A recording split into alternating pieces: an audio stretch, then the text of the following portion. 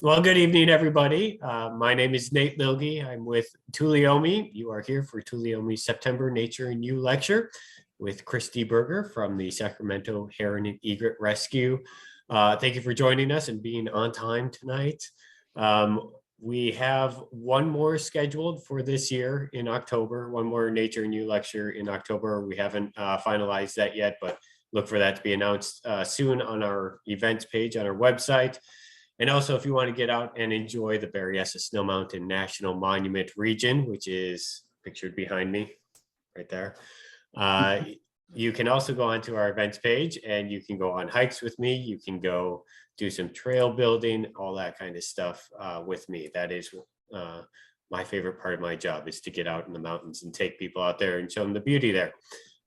So that's what Tuleyome, a little bit of what Tuleyome does. But you're not here to listen to me. You're here to hear Christy. Christy is with the Sacramento Heron and Egret Rescue. Like I mentioned, it is a all-volunteer organization that started in 2015, right, Christy? Correct. Yes, I got that right.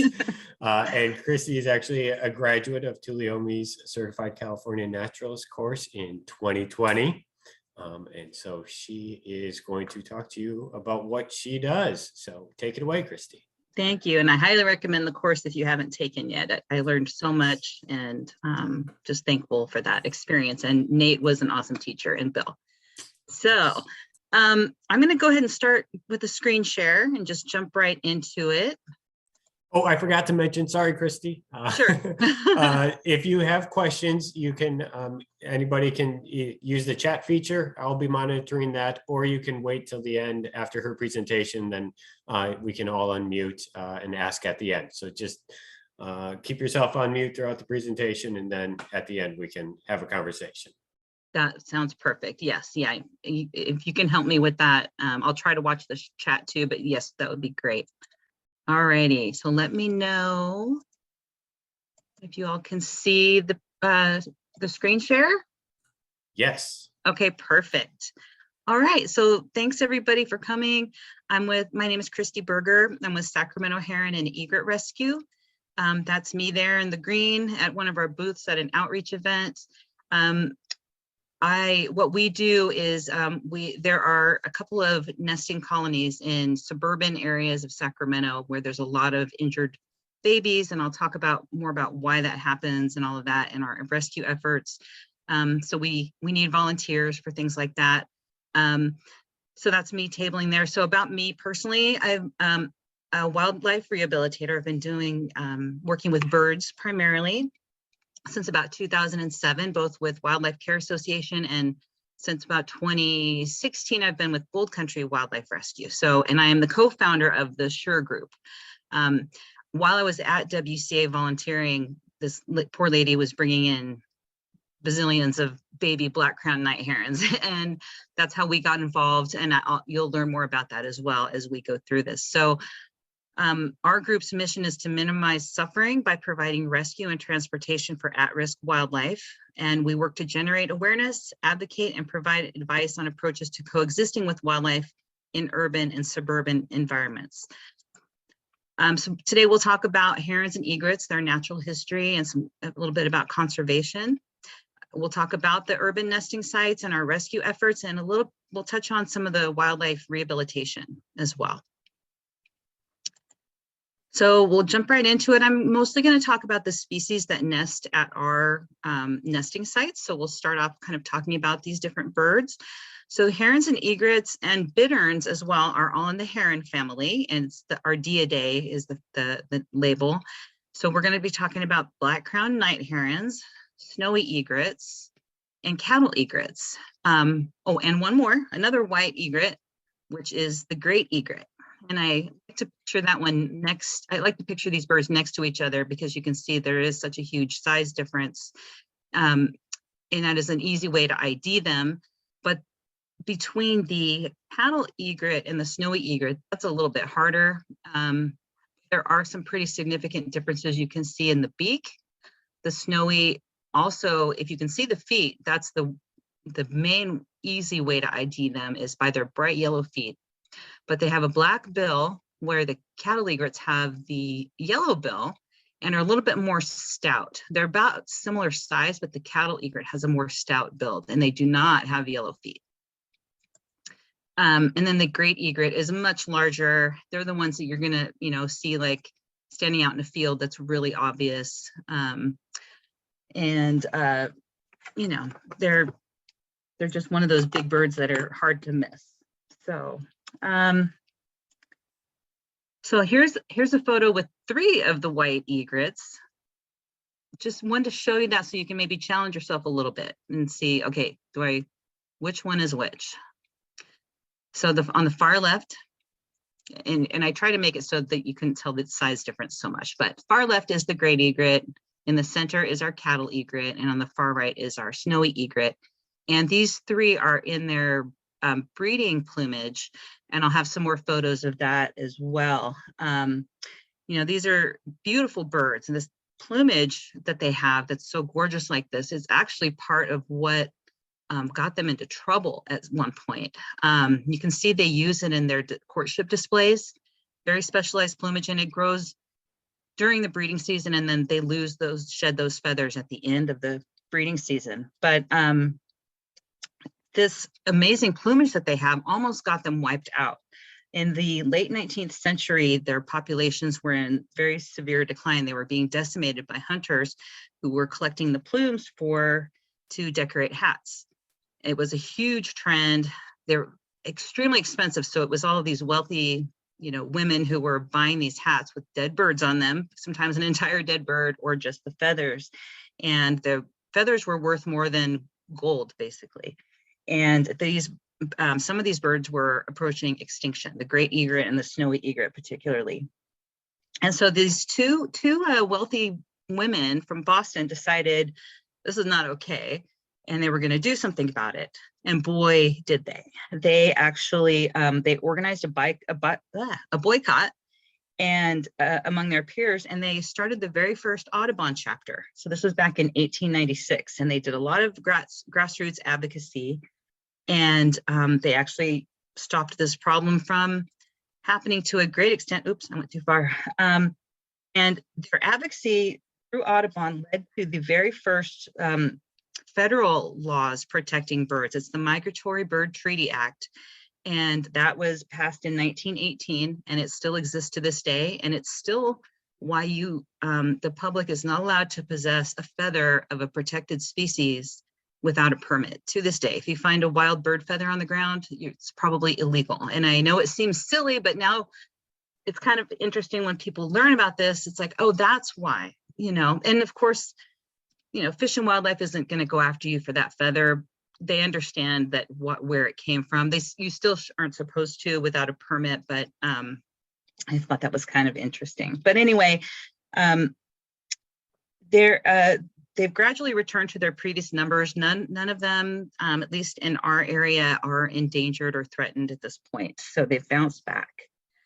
So talking about their plumage, they have some very special features that keep their plumage in good shape. And one really interesting thing is this powder down. You can see those yellow patches on the breast there. Those are actually permanent feathers that never get molted. And they just basically shed into this almost like talcum powder, and it's slightly oily. And what they do, all the herons have this little claw on their middle toe. You can see the little ridges on that toe, and they use that to spread that powder throughout their feathers. And it's thought to be like a dry shampoo, basically, for birds that are in the water a lot. So they run it through with that toe. So now I'm going to talk kind of about these birds in general, and then we'll talk about some of the particular species and how they're special. So these guys are carnivores. They're excellent hunters, and most are generalists, so they'll eat anything. Although some do kind of specialize, they will eat anything they can find. They have a very specialized neck anatomy. So you can see in this x-ray how those vertebrae are elongated, and you can see the trachea in that x-ray as well, and you can see how that kind of curves around. And it allows them to not only swallow, bigger things, but that special vertebrae allows them to stretch out and strike their prey, that fast and long strike thrust. When they do catch their prey, they swallow it whole, and then they cough up the pellets of undigested material later. They have binocular vision. They can actually rotate their eyes completely forward, little predators that they are. And they nest in colonies. There can be hundreds of nests. This was actually taken at one of the rookeries in the off season, so we could see how many nests. Some nests are reused or refurbished from year to year, but often they will build new nests because the nest building is part of their courtship process. I'm going to play a little video of a nesting site, a huge nesting site we stumbled onto. It's not one that we rescued at because it's in a protected area. We focus our rescues on areas where birds are nesting and they're at risk because of the human altered environment. So this one, but just to give you an idea of how many birds can be nesting in one area, just wanted to show you this video.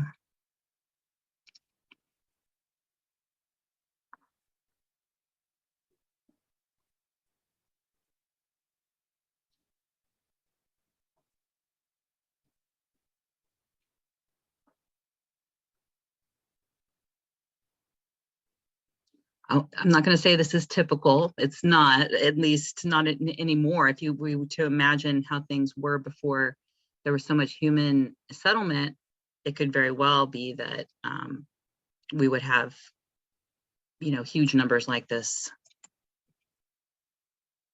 A little bit more panning around here.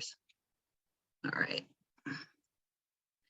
And those nesting in such huge numbers in one single tree has led to sometimes people taking it into their own hands. And in this, and I digress a little bit here because I'm not ready to talk about rescues yet, but I just wanted to show you what can happen sometimes. This was a huge tree kind of over somebody's house, and the egrets decided to build their nest there. Well, somebody bought the house and decided it was not okay, and they cut the tree down, left the babies.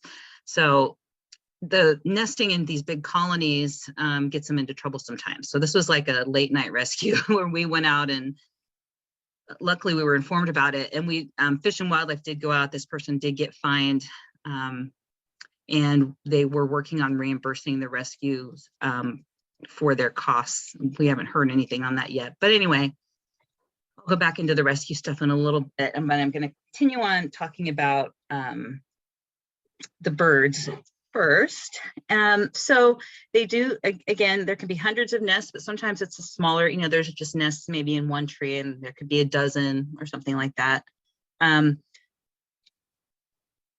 Both of the sexes build the nest, but the male brings most of the nesting material. So their courtship ritual usually starts with the male, and he finds a spot he likes. He starts bringing sticks, tries to lure a mate. They are seasonally monogamous, so they'll stay together for one season. So they're, at the point where he's building a nest, he's trying to lure a mate.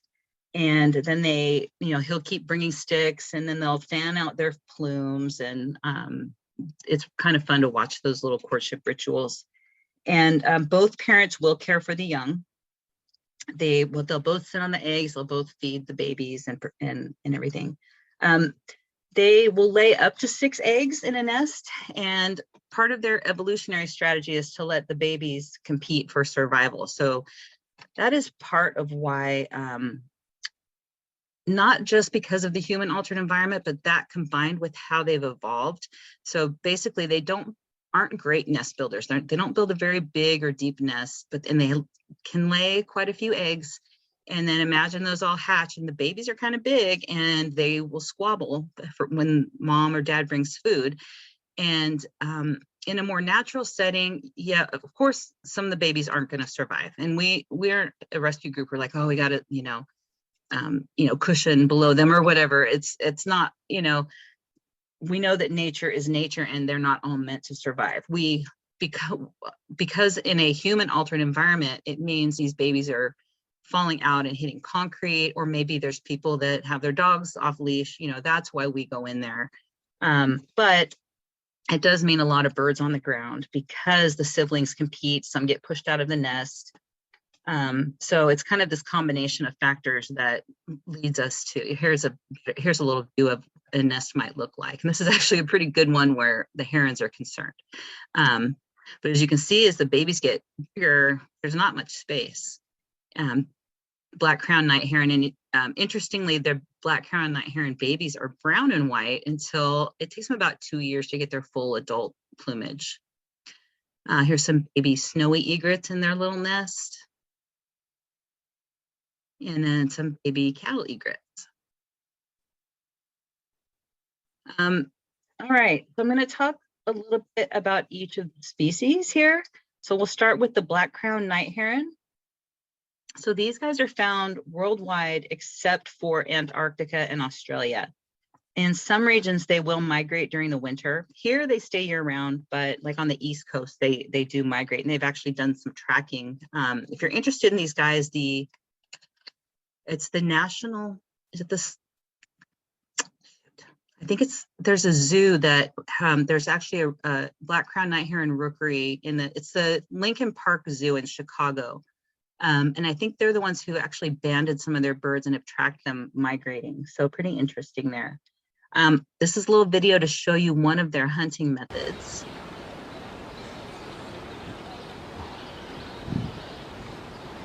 These guys are nocturnal, but you will see them during the day, especially during baby season, because they're doing a lot more hunting.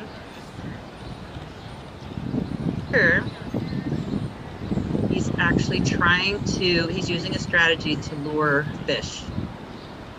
He's doing what's called bill vibrating.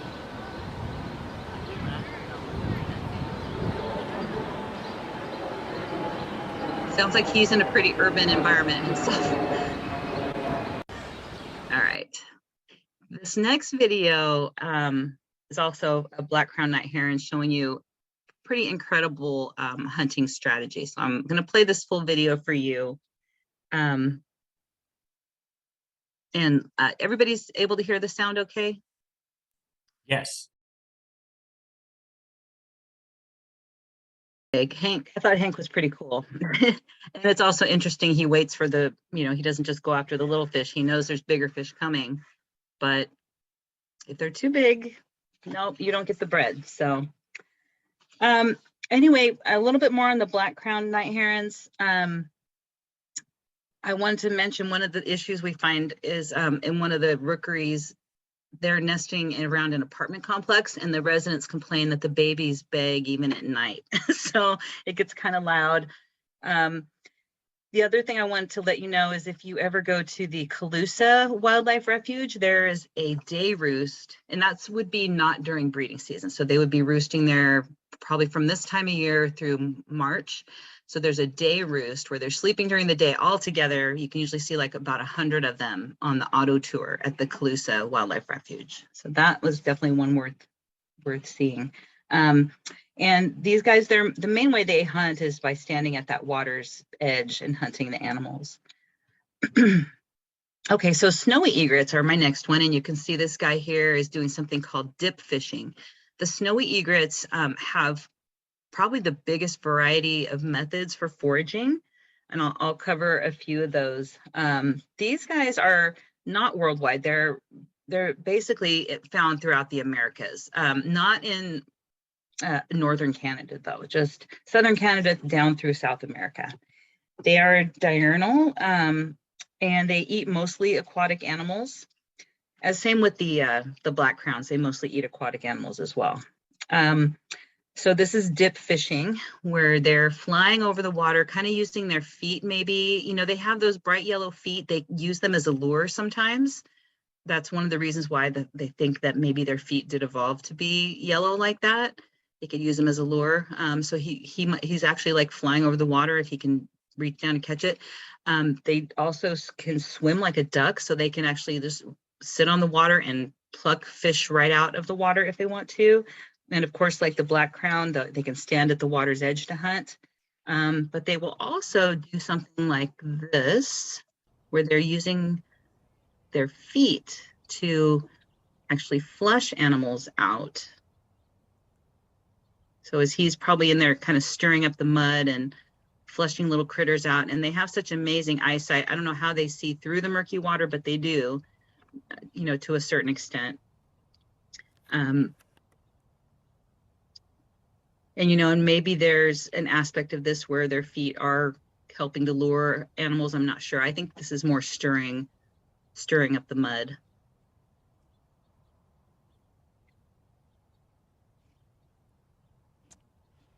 All right, pretty cool little guy. Okay, so next is cattle egrets. These guys are worldwide except for Antarctica. They're not native here. Their numbers increased and spread as livestock farming has grown. So there's a reason for their name being called cattle egret. Basically, their specialty is following around livestock using them for the insects that they attract. And they will literally eat the parasites off of them. Okay, this has a video. There we go.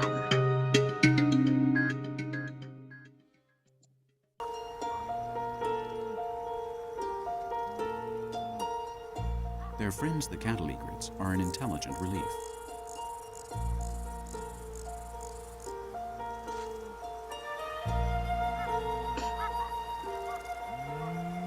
They're high-pressure white harpoons that just love bugs.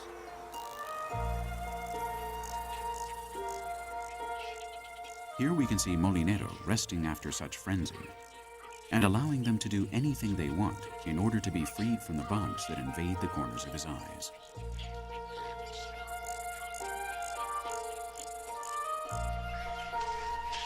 Meanwhile, Amoroso decides to find out where so much protein goes.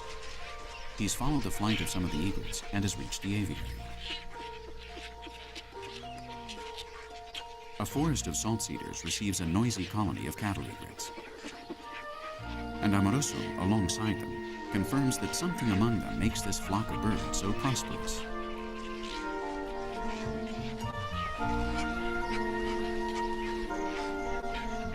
The birds are feeding, and the young bull makes them uncomfortable.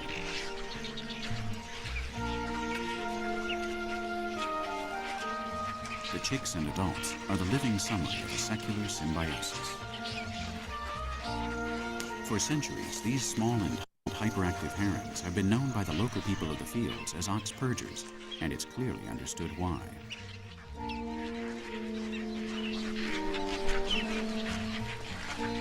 A giant discovers the state of well-being in a fighting camp of egrets, which respect his hooves solemnly.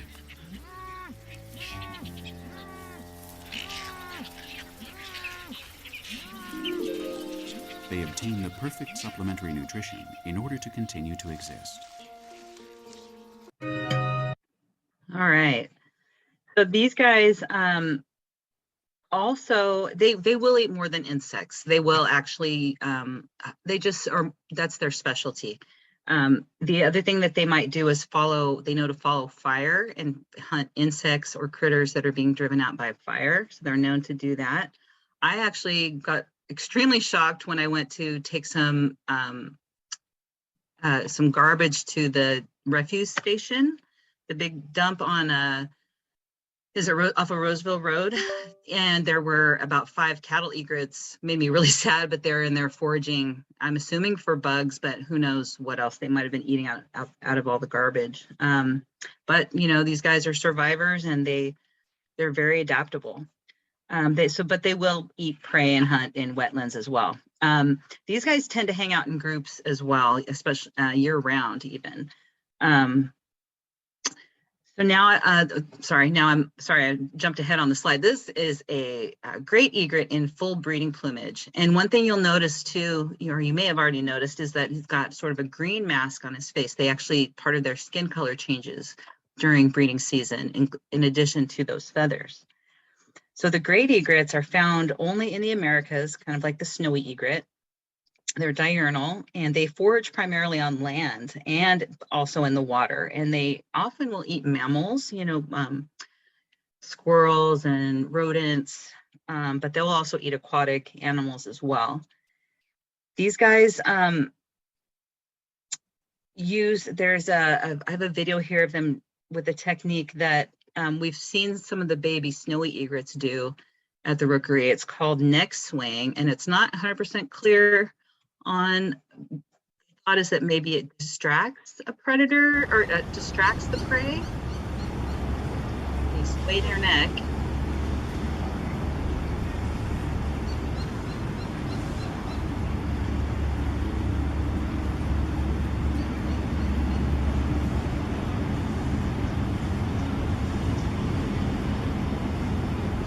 I'm not going to go on that one for too long because he doesn't actually ever catch anything, but it's kind of interesting to see these different techniques that they use. And I think our best assumption there is that's some sort of technique to distract the prey and then they strike. But we don't know for sure. The other thing with the great egrets, it's kind of interesting. We had them for the first time in one of the rookeries that we monitored last year. And there was only, we never had, in those 2 years, we've only had one rescued baby that needed to be rescued. So it's very interesting. They don't seem to have as much of that issue of babies fighting and falling out of the nest. And the other interesting thing is their nests tend to be up even higher in the trees than the other birds. So kind of a little different, you know, we can say they all have these things in common, but there is definitely some variation depending on the species. Any questions at this point on the herons and egrets, on their natural history or any of that? Because next I'm going to jump into talking about the rookeries that we monitor in our rescue efforts. There was nothing on the chat. Okay. Yep. So I think we're okay to go, and we can, if anybody thinks of anything at the end, we can unmute it as well. So sounds good. All right. So, oops, there we go. So like Nate said, back in 2015, I was volunteering at Wildlife Care Association in Sacramento, and this poor lady was bringing us baby birds every single day, and they were just in terrible shape. They were, injured. Most of them had broken bones, and she was telling us some horror stories about birds being abused. Well, one day she, actually I might as well just show you the news video, because that will show you kind of more of the story. Back in Northern California, a Sacramento neighborhood is coping with an unusual phenomenon. Every day, residents there are finding dozens of dead birds around a few trees in Natomas. This is happening at the River Glen Apartments near San Juan and I-80. As KCRA 3's Kevin Oliver reports, some residents are questioning whether some of the young birds are being hurt by people. I love these birds, and I love the trees, and I love people, and I just think that we should all be able to coexist. Mary Ford and her daughter Savannah have been trying to rescue the fledgling herons that are dropping from trees almost hourly. He's a fighter. This one survived, but most don't. Some of them fall from pretty high heights. Do you see how high their nests are? Almost to the top of the tree. Dozens of herons and egrets have nested in just a handful of trees around this Natomas apartment complex.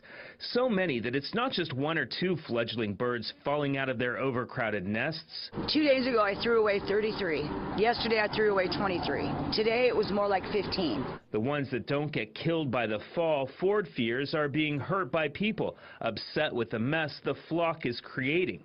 Someone here is just wanting to torture these animals. Come here, honey. This bird is recuperating from a stick that wildlife rehabilitators said was sticking out of its back. I think this bird got really lucky, and the stick managed to bypass many major organs, and it did not go all the way through his body. Brianna Abeda said the location of the injury leads her to believe someone stabbed it. This is something that somebody clearly did maliciously. Residents say more young birds have been found with other injuries that didn't come from falling out of a nest. We got to him before he was left out there to just die.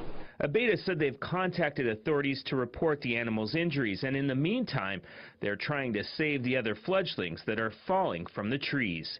In Sacramento, Kevin Oliver, KCRA 3 News. Anyway, yeah, so terrible story. Luckily, we had a good outcome, but this isn't the first time we had an incident of where a bird was being abused. But this is the little guy that pushed us over the edge and said, we got to do something. So what we did was, well, first of all, happy ending. This is the same little guy who recovered, and he was able to be released. So that was, you know, again, he was the impetus for this. But here are a couple of other, you know, birds that were purposefully injured. But yeah, so what we did, Brianna and I, we formed a Facebook group. We recruited some friends, some other volunteers, and said, hey, we need to set this up so we can have a volunteer go out every single day, look for injured babies and bring them into the rescue. And that way, at least once a day, somebody's out there and having eyes out there, and that, you know, these birds aren't just sitting, you know, because, you know, a bird with maybe a broken wing may not be savable, but we can at least get it out of harm's way and give it a more gentle exit, as opposed to it sitting there and taking, you know, being vulnerable to creatures and, you know, people, sadly. So we were able to make that happen. And so what happened was, at that apartment complex, that they decided to cut those trees way back because they didn't want the birds to come back. And so they moved here from South Natomas to North Natomas. So this was the new site. For some strange reason, they didn't pick, you can see that body of water in the upper central area. They didn't pick that. They decided to nest right at the entrance to these Tuscaro apartment homes. And as you know, Truxell Road, if you know it, if you've been there, it's a 6-lane road. And they decided to nest right on the road. So you can see them kind of in the trees there, right at that entrance to a 300-unit apartment complex. So we were like, oh my God, what do we do now? So this was the next year. So we had to get creative, and we put a couple of dog pens up so that people could get birds out of the road that were, if they fell and were injured and wouldn't just get run over. And then we had people going out. We were able to get people twice a day, almost every day.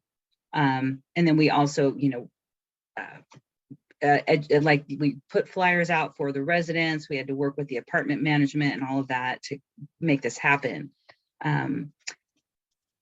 The management decided to cut those trees out completely, and we were thrilled when they moved to this lake that was on that screen there. So this is just, you know, behind those apartments. So they decided to move to this lake, which is so much better, but it's also bad still because there's so much concrete. And there's still a lot of human traffic, but at least there's water, and at least there's places for them to wander around, bushes to hide in, and they're not, you know, pooping on people's patios and things like that. So a much better situation. And they're still nesting there to this day. There's not as we had quite a few there for a while, and there were a lot nesting on that island, which of course we don't go to the island, but we do walk this entire thing because there's nests on both sides. One of the problems we get at this site is garbage. So one year we picked up 13 bags of garbage. We just did a pickup this year, and it was about the same, but because they will eat garbage. This is the stomach content of a black crowned night heron baby at one of the wildlife rescues. Then they removed that, and of course, I'm sure the little guy felt a lot better. And I just want to give a shout out to Sacramento Picks It Up. That's who organized our last pickup event. They're an amazing group on Facebook. If you're on there, you don't have to be in Sacramento. You can organize your own cleanups. They'll give you support and resources for how to do that. They're doing amazing, making amazing things happen all over Sacramento. I just wanted to give them a shout out. I don't know if we have time for this other news story. I'm going to go ahead and do it. I'll play it. This is all happening at the Waterford Cove Apartments in Sacramento's Pocket area. The next CBS 13's Rachel is our other joins site. us live with more. Rachel? Well, living amongst Mother Nature is beautiful, especially with these big, tall trees. It's serene, picturesque until breeding season. And then it can be loud and, well, a little bit messy. But we have to remember, this was the birds' natural habitat. This used to be a wetland. We invaded their space. And so sometimes that's when a rescue group has to step in. Seems like there's quite a few more than there were last year. Jan Robertson works with the Sacramento Heron and Egret Rescue Group. She visits the Waterford Cove Apartments every day this time of year because it's breeding season. Normally we're here to catch the babies that fall from their nests and rescue them. But Thursday they got a call about an injured adult heron, and they trapped it so they could take it to get medical attention. The birds have come there to roost because it was once their natural habitat. Nobody warned me. We found out this time last year. David Lake has a bird's eye view of their nests among the trees. And they will go get shellfish, bring them back for their young, and then you find, shells down at the bottom of the trees. What they leave behind can be a nuisance. It's all over cars, sidewalks, and signs. But it's their sound that sets some people off. Some birds would just take a nap. These birds, they don't believe in sleep. They'd be up 1 o'clock in the morning, 2 o'clock in the morning, 3 o'clock, just sounding off. Experts say it's happening a little later this year, possibly because of the wet winter, but it will be over soon. It's just for a season, and then it will be blissfully quiet again with less poop.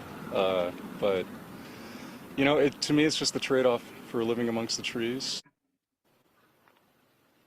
Okay, so this is a picture just into the newsroom in the last hour. It's that black-crowned night heron that was rescued from here.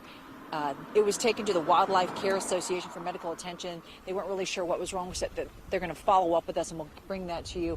They're building nests in the trees behind here. It's really interesting. It's, who needs Nat Geo, right? When you have something like this going on all day. I will say the rescue group, they rescued 118 herons and egrets last year. So they are putting them back out into the wild if they are able to fly. They do some great work. Yeah. Did you think about wearing a helmet for this assignment, by the way? Just curious. This is all happening at the... All right. Anyway, these guys are nesting you can see that where it says Waterford Cove Apartments. So they actually will sometimes move their nests and be within the complex.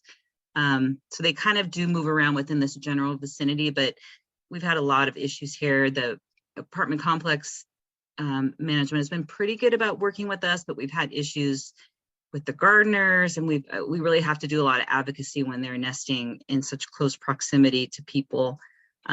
People are not, some people like it, some people don't. Some people feed them. We had issues where we went to release some egrets, and I opened the box, and normally they want to get the hell away from you.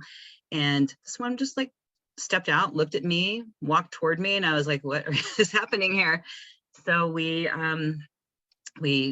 found out that people were feeding them. So we added that into the letter that we send to all the tenants. Please don't feed them, and here's why. It's not good for them to be friendly with humans. And, they do go in and power wash the poop. So the apartments are trying, but these birds are legally protected, thankfully. And so once they start building nests there, they can't tamper with any of that or do anything that affects them. Just a few other, there's no good water for them at the site.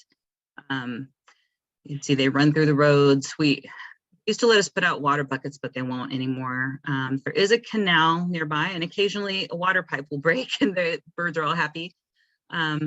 Here's the canal, it's nearby. So once they're more mobile and can fly, they will find their way over to the canal and do some hunting. This is in the pocket area of South Sacramento. And there's a garbage issue there, but we can't get to it. My heart dropped when I saw this picture after seeing that one that had eaten trash, but what can you do? This is in a gated off area of the canal. So I don't know, that's something I've thought about. Maybe we can ask the city to get access and do a cleanup in there. So, and this is just some of the birds we've rescued over the years. She mentioned in the news story 118, that is just from the pocket site. So it's probably about 200 a year for both sites that we bring into rescue. A lot of them don't survive. A lot of them are gently, let go. And it's just because their injuries are so bad. And we work with a couple of partner organizations. So we are not a rescue that we don't have a license to rehabilitate. We don't have a building. We're just a group of community volunteers. So we do provide careful training to our volunteers. We don't want to ever pick up a healthy bird. We want to only pick up ones that really need help. And so we take them to Wildlife Care Association for their initial intake, and then they transfer the birds to International Bird Rescue in Fairfield for their ongoing care. They are not easy birds to rehabilitate. They're being water birds, they really need specialty care. So they get a full evaluation when they are taken in. They get weighed, they get a full, kind of feel them over, see if there's any broken bones. Or sometimes they have a bone disease from there's some disruption of calcium that happens, and they think it can happen naturally, but they're thinking there might be contaminants in the environment that make it more common these days. They'll give them some anti-parasite medication and things like that. So this is just some of the behind the scenes in the wildlife rehab. So these are really temporary holding until they get to international bird rescue. So these are the baby black crowns here. And then when they're old enough, and they're fully feathered, we evaluate them for release. Sometimes they'll have us come help with that. So this is Brianna evaluating these guys, looking at their body condition, their feather condition, you know, kind of checking everything before we go take them on their little journey. Typically we'll take them out to like Yellow Causeway or somewhere along the river. And it's just the most beautiful thing. This little guy didn't want to leave his carrier, so we had to take the top off, and he still didn't want to leave. It's kind of a big world out there, you know. And I do have one video. This is this kind of adjusts, since these guys are nocturnal. We thought we would try an evening release, and it went well. Let's see if I can get this to play. Oh, that's awesome. Oh, good. This is on the Cosumnes River.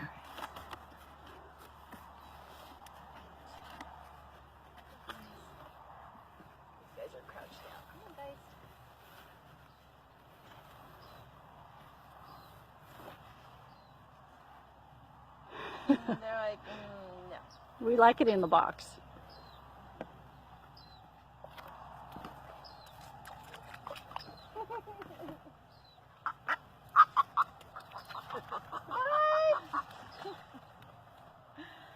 Awesome.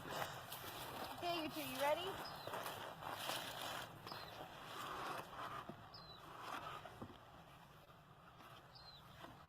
Hi. Come on out. Come on. No? Okay. Bye. You ready?